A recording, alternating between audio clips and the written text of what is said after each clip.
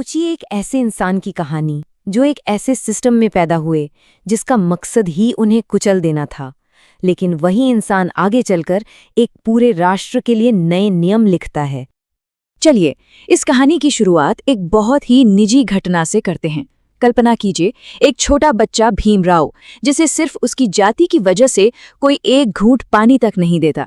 यही एक घटना उनके पूरी जिंदगी के संघर्ष की समझिए तो नींव बन गई। तो आखिर ये कैसी दुनिया थी? ऐसा कौन सा समाज था जिसने एक प्यासे बच्चे को पानी तक देने से मना कर दिया? ये दुनिया दीवारों से घिरी हुई थी। आइए जरा उस सामाजिक ढांचे को समझने की कोशिश करते हैं जिसमें डॉक्टर आम्बेडकर का जन्म हुआ था। देखिए, अस्पृश्यता या अछूत होने का मतलब सिर्फ भेदभाव नहीं था, ये उससे कहीं ज्यादा गहरा था। ये एक पूरा सिस्टम था, एक ऐसा सिस्टम जहां शूद्र मानी जाने वाली जातियों को इंसान से भी कम का दर्जा दिया गया था। उन्हें देखना, सुनना, यहां तक कि छूना भी एक पाप माना जाता था। और वो जो पानी वाली घटना थी ना, वो कोई अकेली बात नहीं थी। ये तो रोजमर्रा की जिंदगी का हिस्सा था। स्कूल में सबसे अलग बैठना पड़ता था, गांव के कुएं से पानी नहीं ले सकते थे। मतलब इस तरह का अपमान उनकी जिंदगी की एक आम सच्चाई बन चुका था, और शायद इसी ने उनके इरादों को और भी पक्का कर दिया। तो सवाल उठता है कि इतने बड़े, इतने दमनकारी सिस्टम से कोई लड़ेगा कैसे? डॉक्टर अंबेडकर ने अपना हथियार चुना, और वो हथियार था ज्ञान, नॉलेज। उन्होंने फैसला किया कि वो इन दीवारों को तोड़ेंगे, लेकिन ताकत से नहीं, शिक्षा की शक्ति से। और उनकी पढ़ाई का सफर, वो तो उनके दृढ़ निश्चय की एक मिसाल है। अमेरिका की कोलंबिया यूनिवर्सिटी से लेकर लंदन स्कूल ऑफ इकोनॉमिक्स तक हर कदम पर मुश्किलें थीं। एक समय तो ऐसा भी आया कि पैसों की कमी की वजह से उन्हें भारत वापस आना पड़ा। लेकिन उनका आत्मविश्वास देखिए, उन्होंने अपनी किताबें जहाज से लंदन भेज दी, ये सोचकर कि वो अपनी डिग्री पूरी करने के लिए लौटेंगे जरूर, और वो लौटे भी। और उन्होंने सिर्फ एक तो सब्जेक्ट्स नहीं पढ़े, economics, political science, law, anthropology, sociology, philosophy, उन्होंने एक पूरा शस्त्रागार तैयार किया। क्यों? ताकि वो समाज को, उसकी समस्याओं को बिल्कुल जड़ से समझ सकें। उनकी सोच सिर्फ जाति व्यवस्था तक ही सीमित नहीं थी, वो अपने वक्त से बहुत बहुत आगे थे।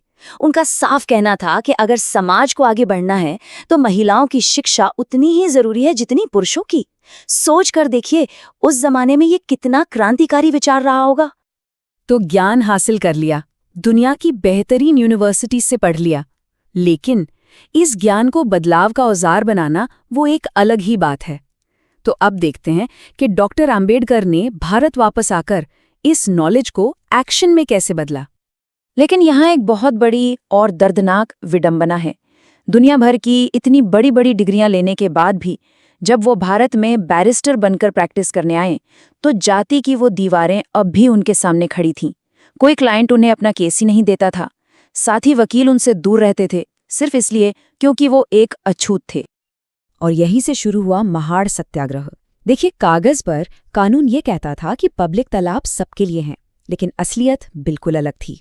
महाड़ में ऊंची जाति के हिंदू किसी को पास नहीं आने देते थे। तो 20 मार्च 1927 को अंबेडकर ने हजारों लोगों को साथ लेकर एक शांतिपूर्ण मार्च निकाला, और सबने उस 14 टैंक से पानी पिया। ये सिर्फ पानी पीने की एक लड़ाई नहीं थी, ये एक ऐलान था मानवाधिकारों का।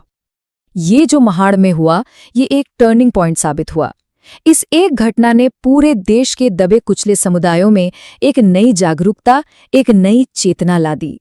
उन्हें एहसास हुआ कि अगर वो संगठित होकर शांति से विरोध करें तो बदलाव लाया जा सकता है। इसके बाद हम आते हैं उनके करियर के सबसे बड़े, सबसे अहम पड़ाव पर। वो था आजाद भारत के भविष्य को आकार देना। एक पल के लिए इस चुनौती की विशालता के बारे में सोचिए। सदियों से चली आ रही असमानता, हजारों जातियों में बटा हुआ एक देश।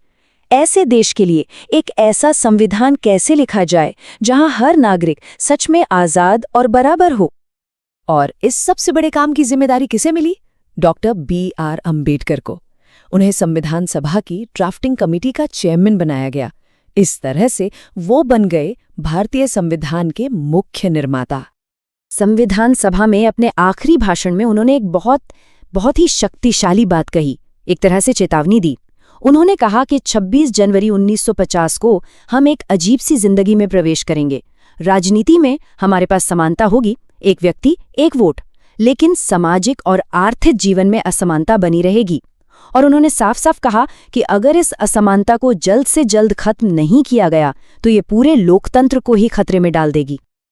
और जो अंतिम संविधान बना उसमें 395 अनुच्छेद और 8 अनुसूचियां थीं। ये एक बहुत बड़ा, बहुत विस्तृत दस्तावेज था और डॉक्टर अंबेडकर ने विधानसभा में इसके हर एक अनुच्छेद को, हर एक प्रावधान को पूरे तर्क और कारण के साथ डिफेंड किया। उनके इस ऐतिहासिक काम के लिए देश भर में उन्हें एक नाम दिया गया, आधुनिक मनु, यानी आधुनिक भारत के लिए नए कानून बनाने वाले। संविधान तो बन गया, लेकिन उनकी एक लड़ाई अभी भी बाकी थी। ये एक निजी लड़ाई थी, एक आध्यात्मिक लड़ाई।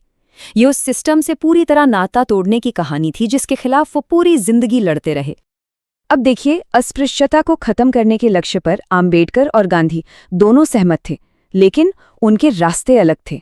गांधी जी का मानना था कि समस्या लोगों की मानसिकता में है और इसको दिल बदलने से, हृदय परिवर्तन से ठीक किया जा सकता है।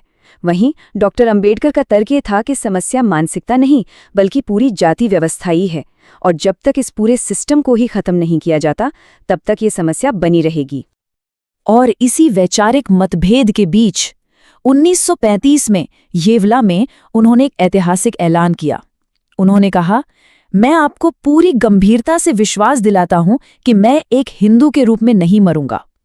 ये उनका फैसला था उस धर्म को छोड़ने का जिसने उनके लोगों पर हो रहे अत्याचार को एक तरह से मंजूरी दे रखी थी।